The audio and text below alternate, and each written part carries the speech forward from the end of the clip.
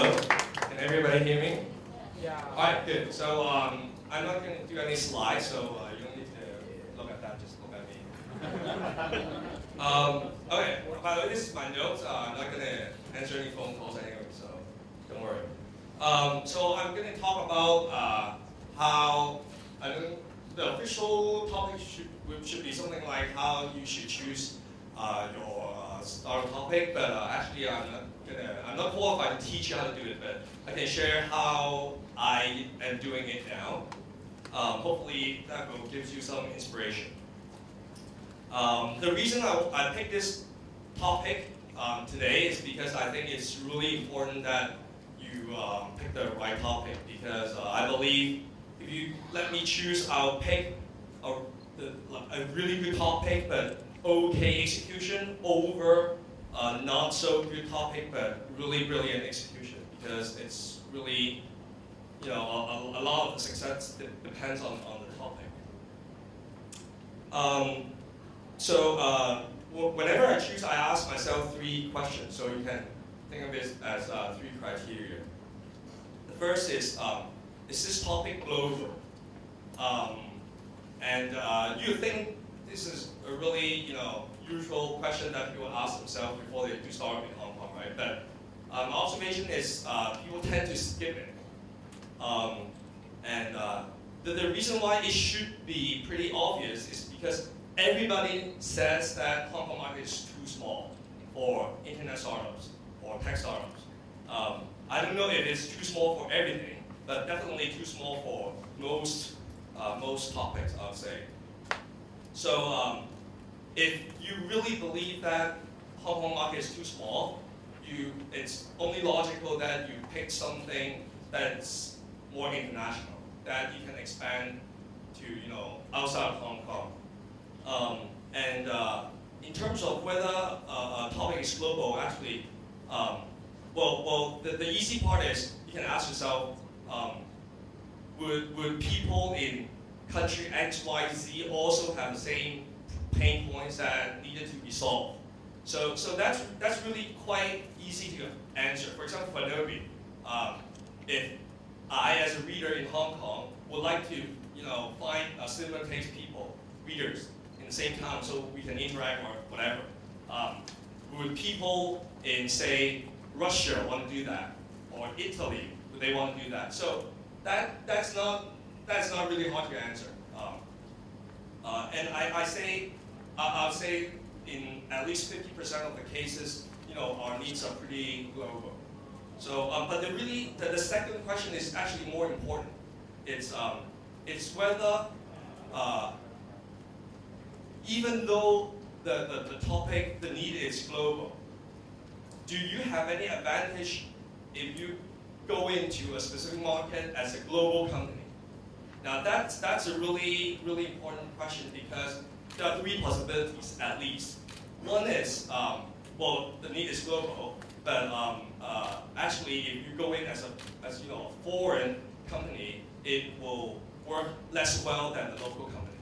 So for example, like Hong Kong Golden, I would imagine it's really hard for a US-based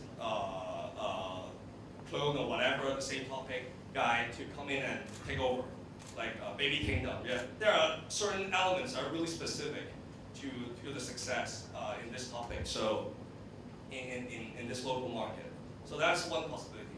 The second possibility is, the other extreme is you have a huge advantage over the local guys doing the same topic. Well, the most obvious ones are already the successful ones, say Facebook or Google, right? If you index the whole world, it's better than just indexing the Hong Kong websites only. Or you don't want to do friends connection just because people have global friends basically. So you don't want to have like a Hong Kong Facebook. It won't work. So this is obviously those are the good ones, right? You want those kind of topics, and I guess there are a bunch of topics in the middle. So it's not, you don't have a distinct disadvantage, but again you don't have a very distinct advantage. So that's something that I really get a lot of attention when I pick my topic. So that's one, global. Second question I ask is, what big trends am I betting on? This is important in the sense that if you're building something for not the most near term, but not the near term, but for like say 3-5 years down the road, you still want to be in the business or be expanding actually, because when you do startup, you want to keep growing. That's a really important question to ask, because a need that exists today may not exist tomorrow or a month later. And so I would definitely ask myself, what are the assumptions I'm making here? And will these assumptions on big trends come true? Let me give you an example. I remember last time I came to the CoCoon pitch, there's a pitch night. There's a team that did something related to Wi-Fi. Basically, with the assumption that Wi-Fi is not going to be free, or people is going to really need free Wi-Fi in the long haul. And then one of the judges asked a really good question. He basically asked this question: what if, let's say next month, then all the unlimited plan becomes really affordable? What if 90% of the population already get unlimited plan? What's the implication to your business? Will you still be in the business? I think that's one example where you really want to think hard if you come to if you're betting on something that may not be on the right trend. And I want to give you another example, which is aNobii, which is I believe is one of the most successful startups right now in Hong Kong. Basically, I don't even know if you have heard of them. aNobii, anyone? Oh, okay. So it's actually B2B. It's not so consumer facing, but it's good that actually a couple of you have heard of it. So they bet on the big trends of BYOD, basically. It's a trend of big companies would allow their employees to bring their own phone, use their own iPhones instead of the BlackBerries, because iPhone is going to innovate faster. That's what people believe. So BYOD is its trend. Regardless of whether aNobii succeed at the end, I think it's a really good topic to pursue. It's because they are betting on something that the fundamental is really strong. So that's the second thing. Are you betting on some growing trend? The third question I ask is, it's really personal, or based on the team. It's whether I can be top 3 in the world. So why in the world is because if you're doing something global, obviously you don't want to be top 3 in Hong Kong, right? Do you know which is the top search engine in Hong Kong? I bet people don't know, right? do you? Okay. So you want to be in the world. You want to rank yourself against the world, basically.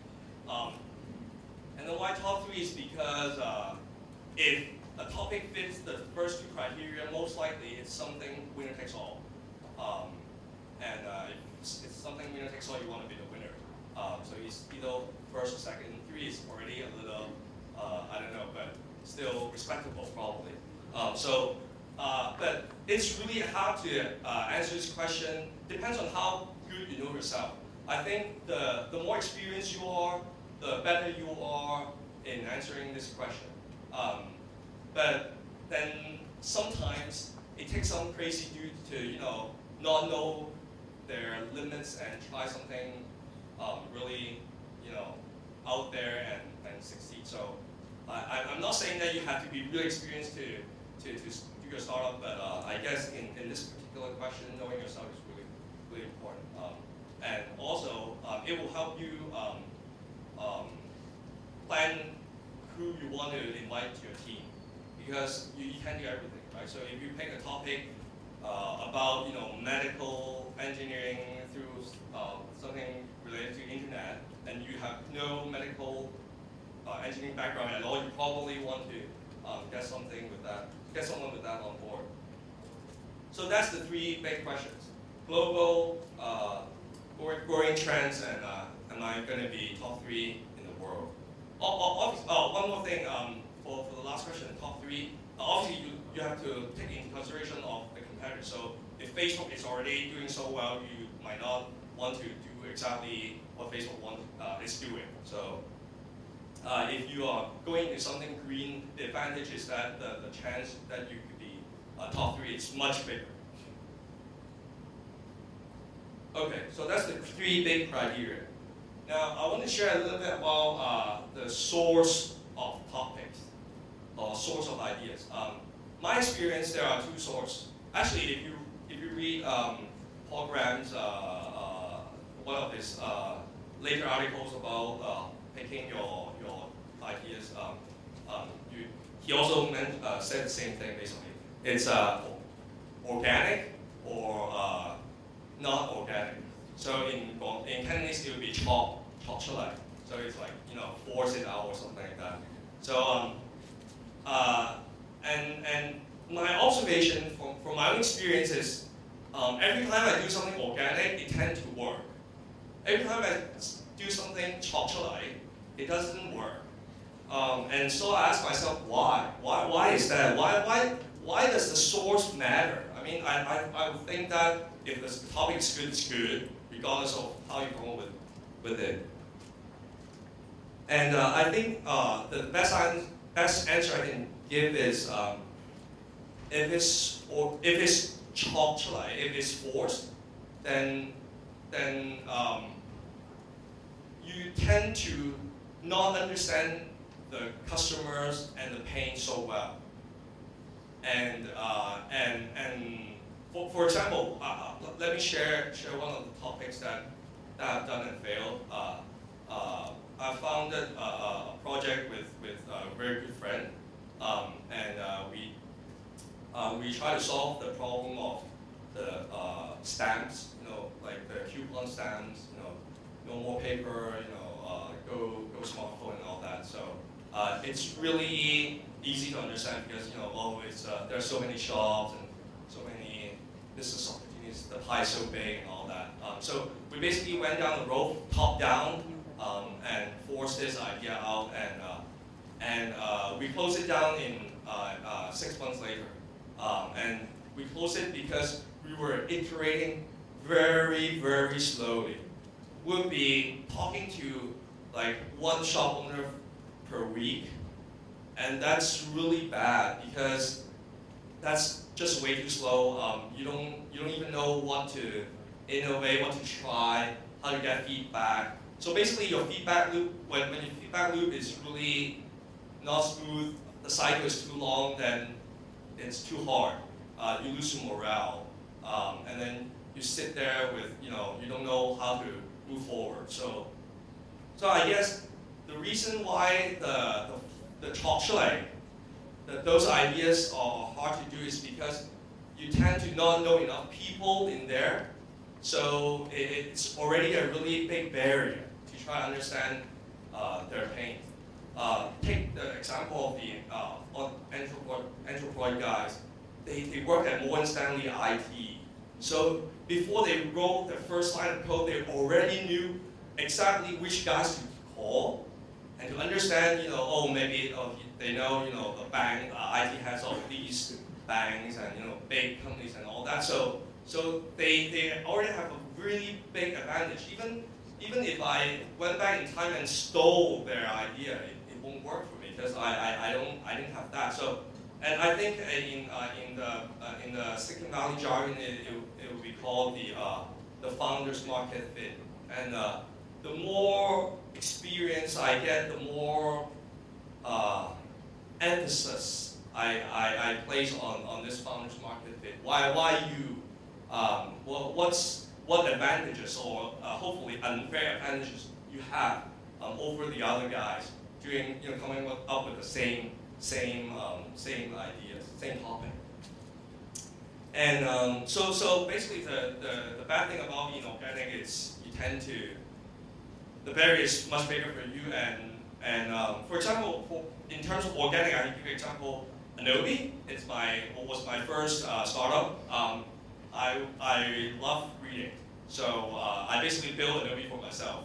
So I basically iterate with myself, and it was really quite easy for me to iterate with myself. I'm not crazy. I don't talk to mirrors and all that, but still, it's so natural. I didn't even know that it was a big advantage until afterwards.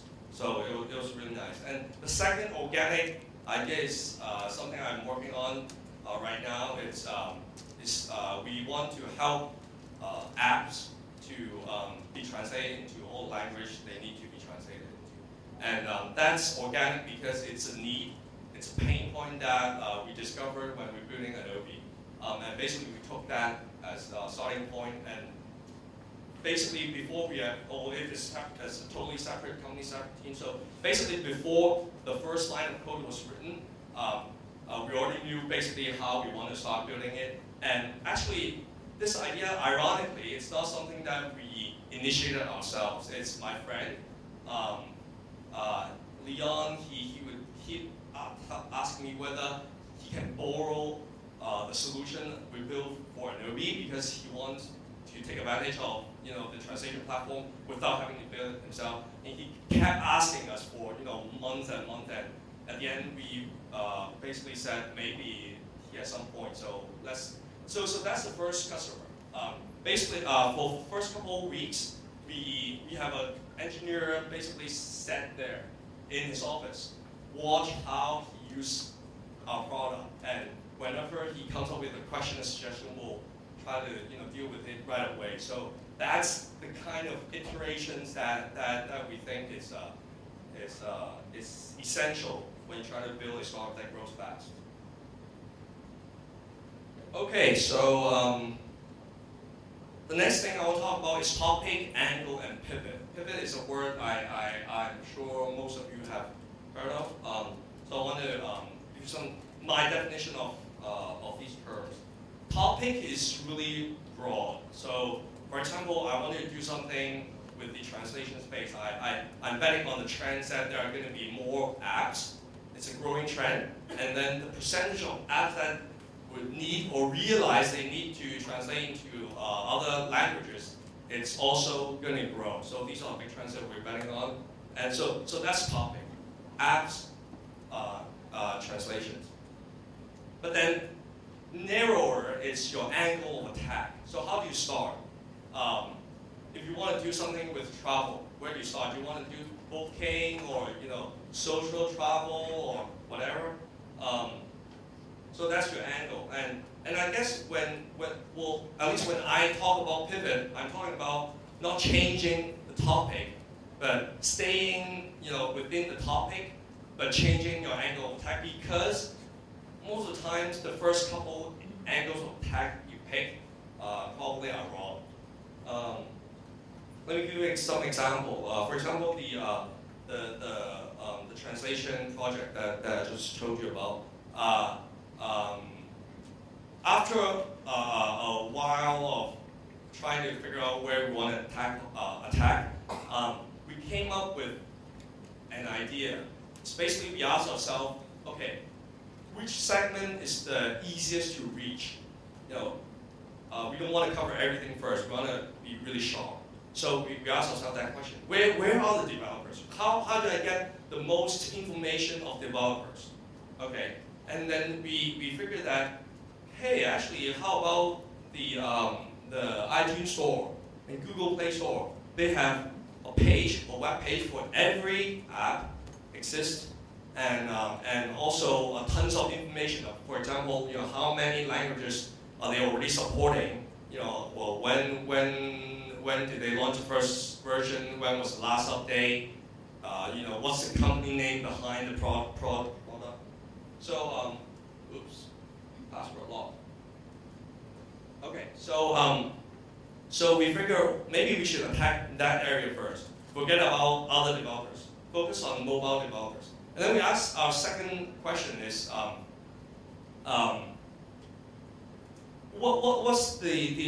what's the lowest barrier way for the developers to start using our service? Because we started out wanting to help people mainly translate their apps. So for example, if you open Instagram, there will be tons of text inside the app, even though it's a photo-taking app. So we thought that would be the focus. But then we figured actually there are certain steps you need to take in order to get that translated. And there's an easier way. The easier way is you don't start with that. You start with the App Store description. Because the actual description is all there. You can even grab it for them. They don't need to submit, copy and paste to our system. So that combined together is something that you can do very automatically and get your first batch of customers. So that's our one of the early angles of tag we picked, and that worked spectacularly. And another angle of tag is after we finally got some real customers, we have customers telling us that, oh, we have translated the apps thanks to your system, thank you very much. And we want to, now we have customers from overseas who need to answer emails in Italian. Can you do that for us too? Can you help us with that? And so we're starting to pick up more signals that we learn things that we never thought of. And then we change our angle again. So our current angle is we want to cover the whole spectrum of your need, and basically we identify that your app description, your emails, your customer service tickets, and your demo videos on Vimeo or YouTube, you want those translated in order to serve those markets well. So we're trying to cover that, and so now our tagline, or if you ask what's our what's so good, what's so unique about our services, we are the best in supporting the whole spectrum. That's it. So basically that's the gist of that's the most of what I want to cover. How much time do I have? There's enough time. I mean, feel free to shoot me questions if there's still time. 20 minutes. Okay.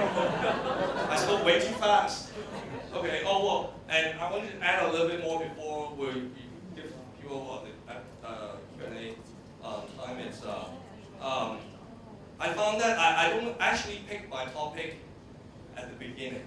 The scary thing is I pick my topic almost every day, and it's not something fun. But I don't actually pick, I review it. So the way I review it is I go in to the office and I would tell myself, if I haven't started anything, if I haven't written one line of code, would I still want to do this? Did any of the fundamentals, did any of the answers to any of the big three questions change? All of these, because I believe there's no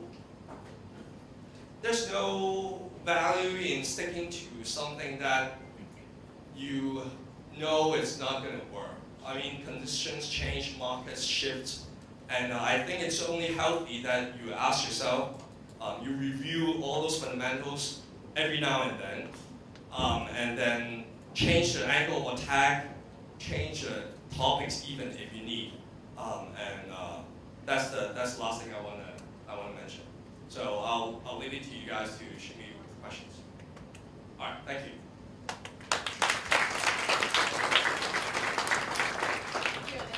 Yeah, sure. Okay. And if anybody want to ask your hand.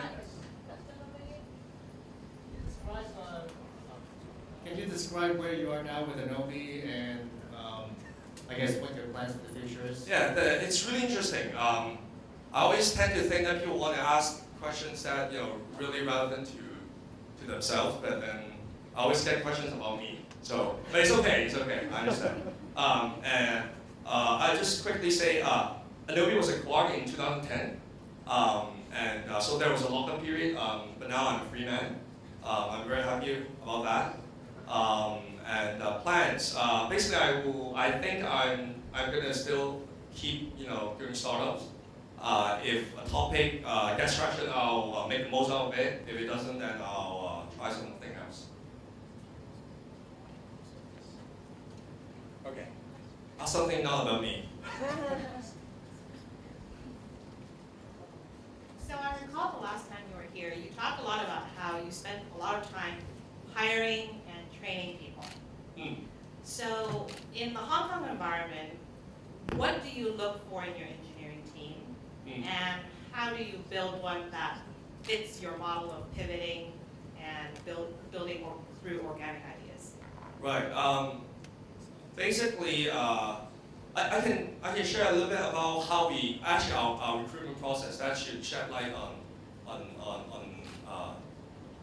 the answer to your question. Basically, the first interview is just basically talk.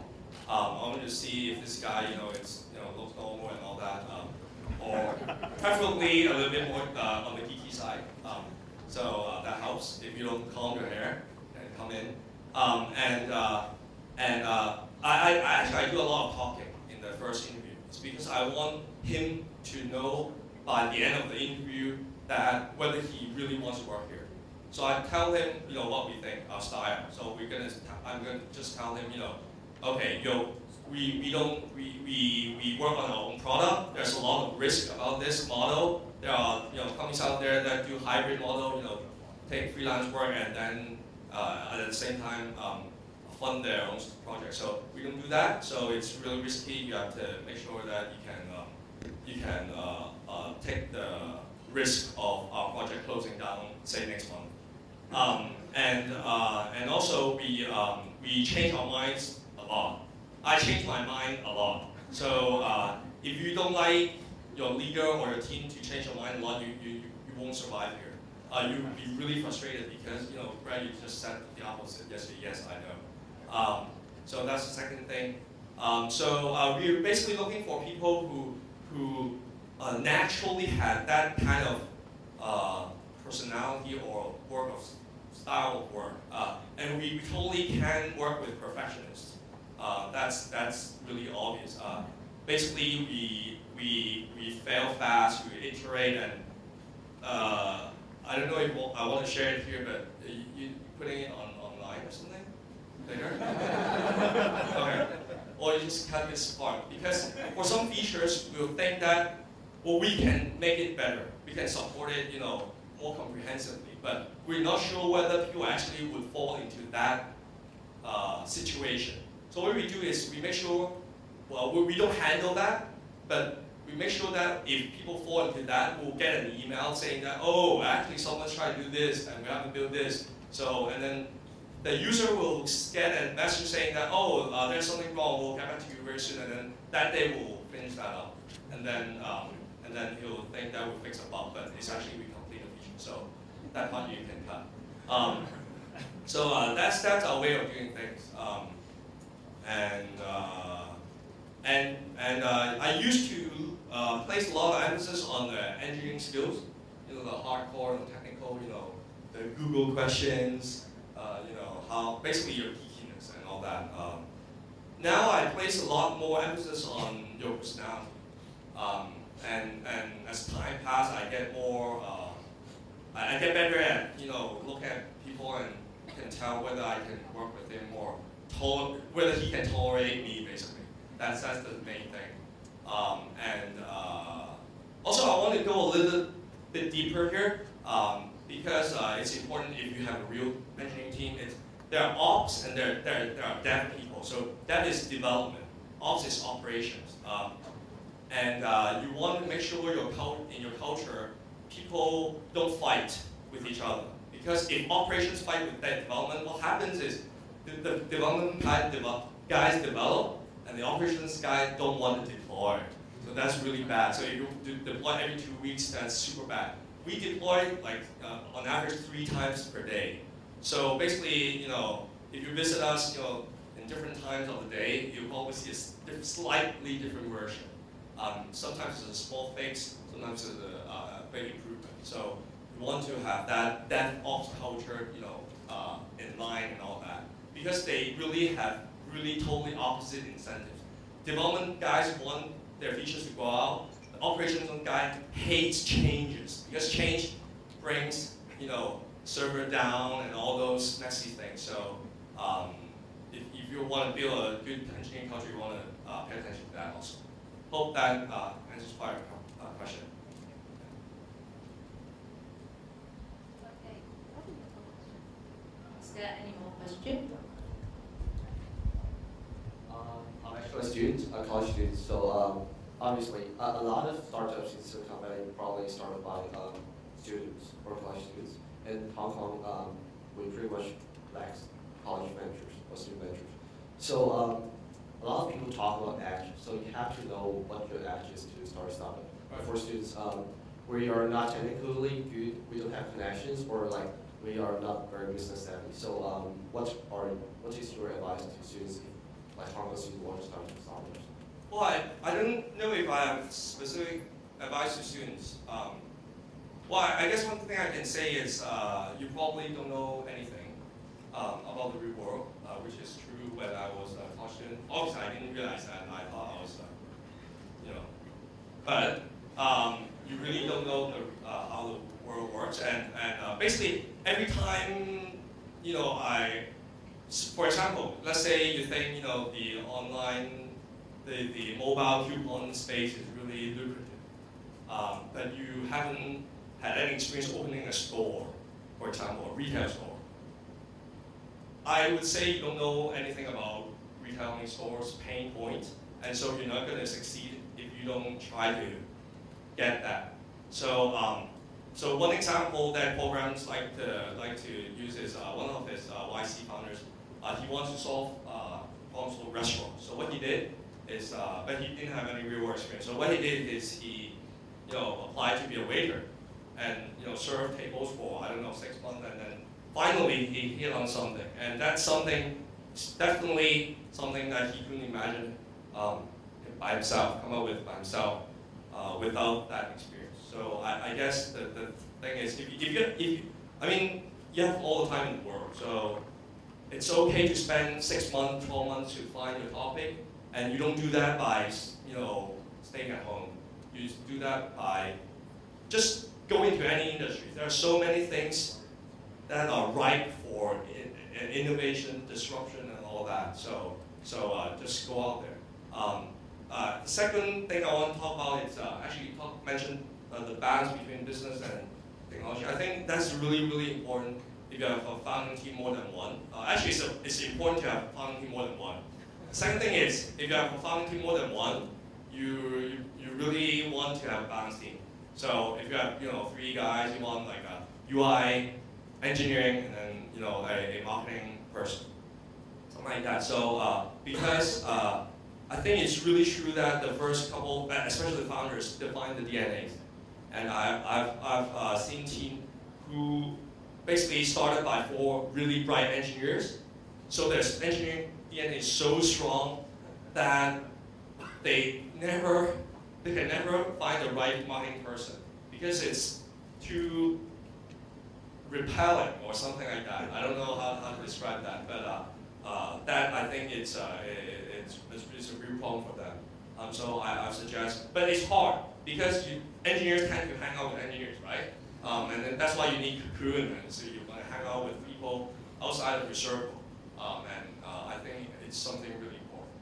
But one more thing to add is, if you have an idea you want to pursue, but you don't have the balanced team, the best team, the perfect team in the world yet, I would suggest you still go ahead and not wait, because it could be a long wait. Okay, I think we could only just take one last question. Can someone just ask, please? Hi, Greg.